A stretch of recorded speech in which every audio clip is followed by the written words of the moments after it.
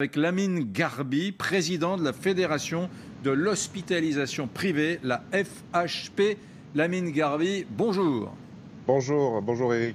Bon, est-ce que le privé peut contribuer davantage, aider davantage, désengorger davantage les grands hôpitaux, les grands CHU, selon vous?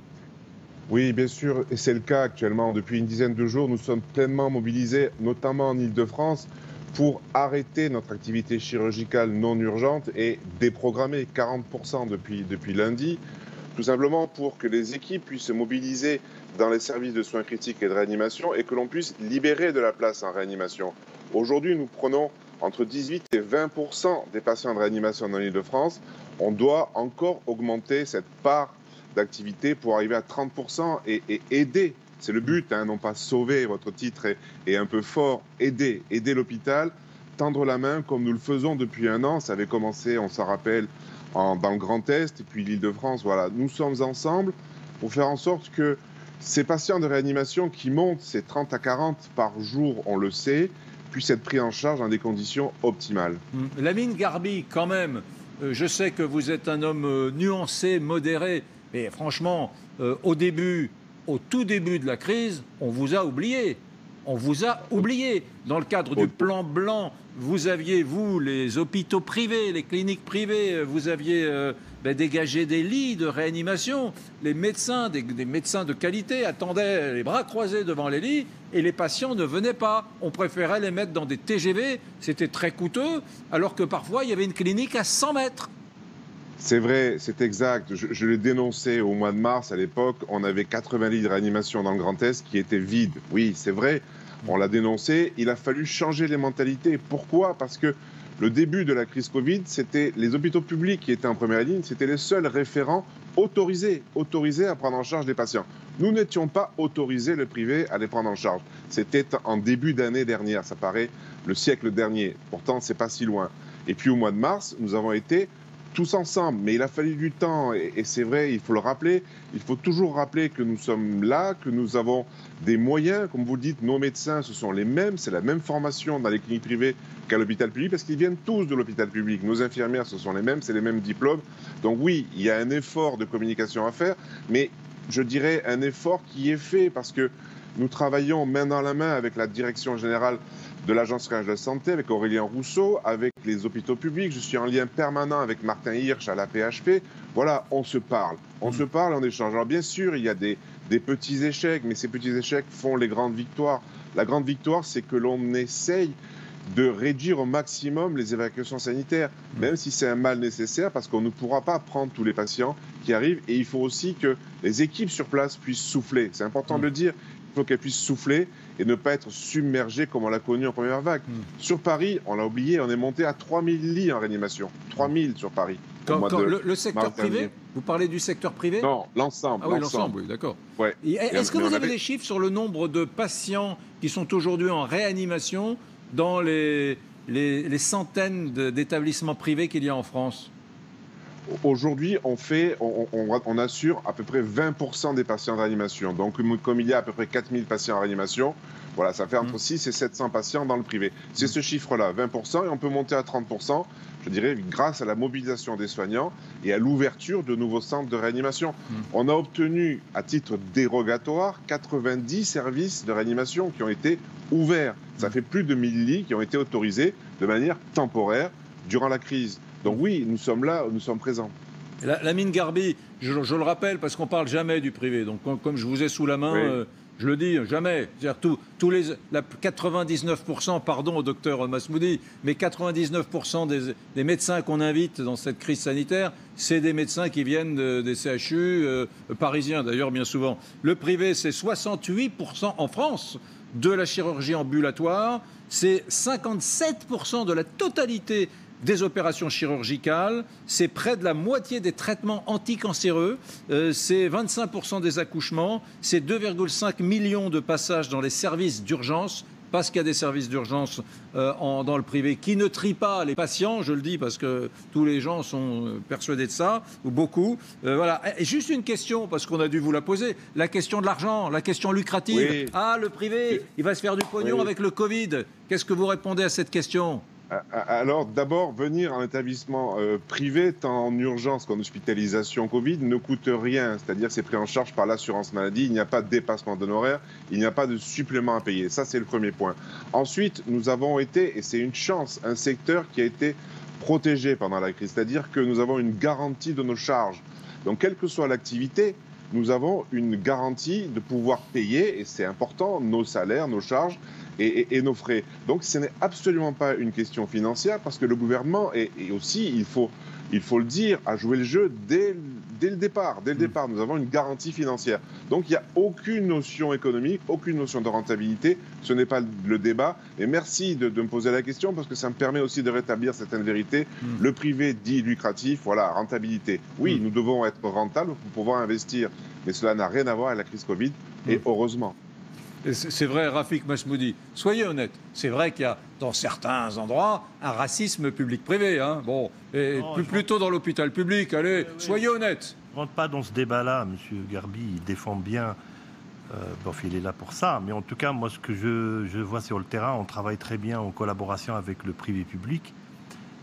Le problème, c'est que quand il y a une situation sanitaire exceptionnelle ou un afflux de patients, c'est pas le privé qu'on mobilise en premier, mais je sais pas s'il serait d'accord à les mobiliser en premier. Moi, je serais très content s'il serait d'accord d'être mobilisé dès les premiers jours, parce qu'en général, nous, ça fait depuis l'année dernière qu'on travaille sans arrêt. On n'a pas eu de répit.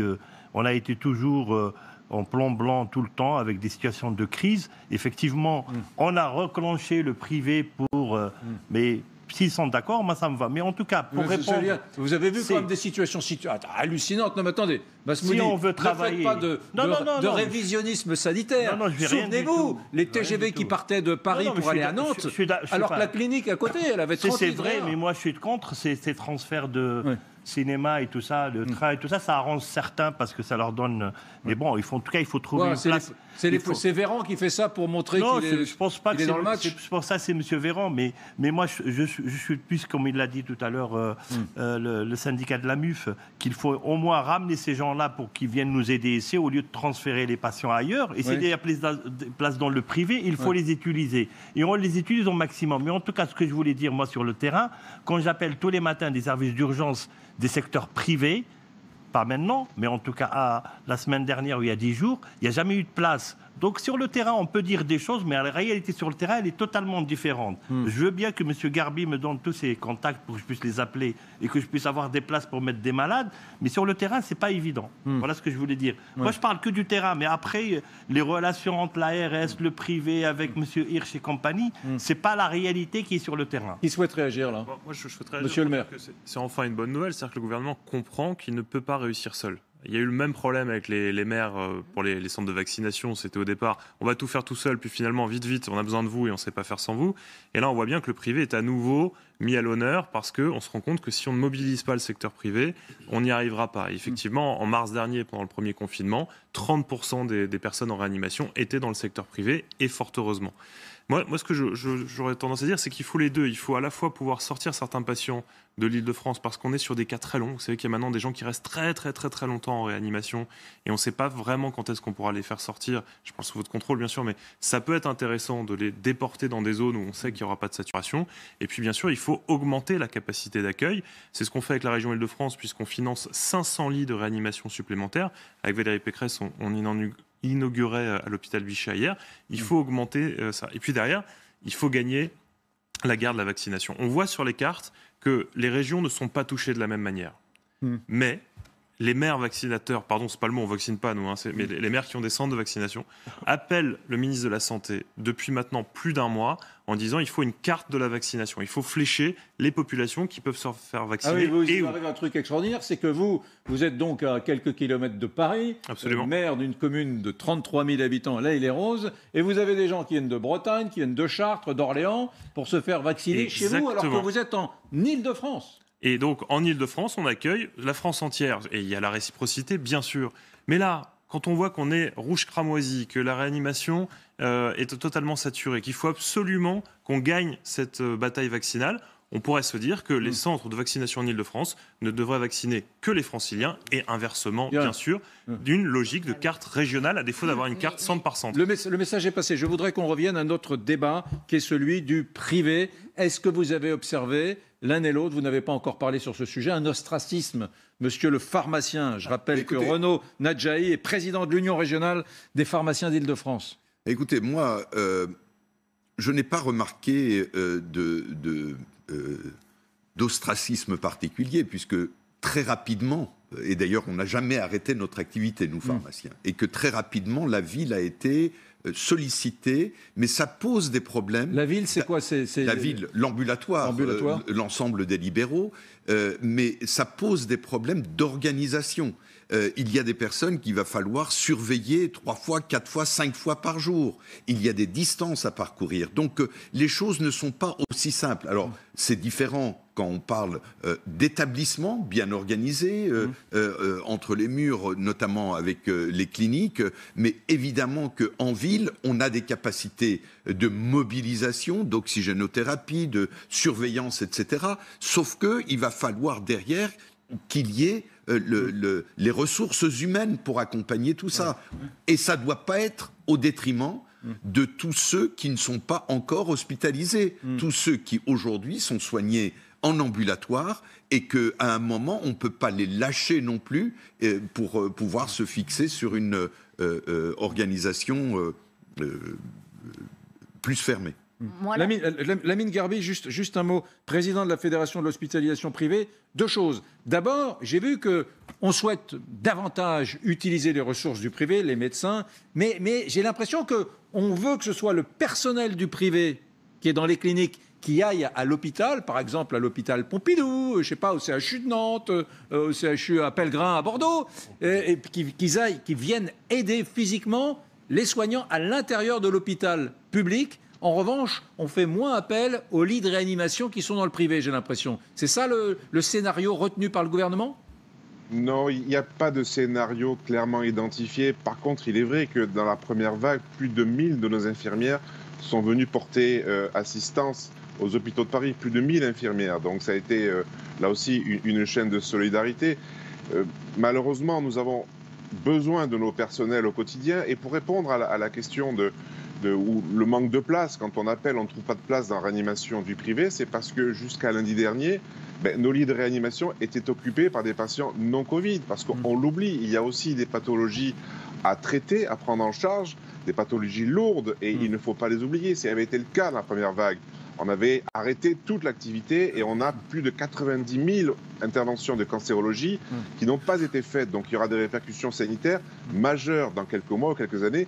Et c'est effrayant, ce drame qui peut se passer dans quelques mois ou quelques années. Donc aujourd'hui, on a réduit de 40% notre activité en sélectionnant les patients les moins urgents, bien sûr, tout ce qui est appareil locomoteur, tout ce qui est intervention digestive bénigne, pour pouvoir faire de la place. Donc aujourd'hui, ça va mieux. On répond plus facilement. Voilà. Mais c'est important de le rappeler. On continue à travailler.